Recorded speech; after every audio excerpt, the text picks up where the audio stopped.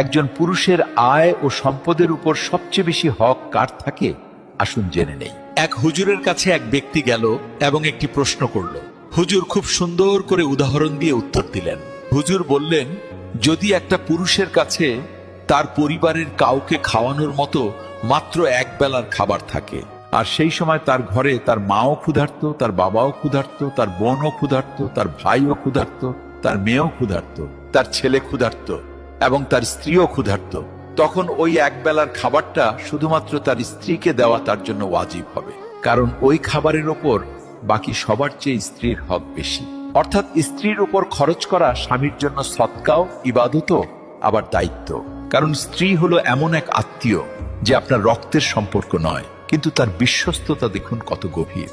মা, বাবা, ভাই বোন আপনার নিজের রক্ত, কিন্তু স্ত্রী হলো এমন এক সম্পর্ক যা আপনার ভাগ্যে বা নসিবের মাধ্যমে আপনি পান।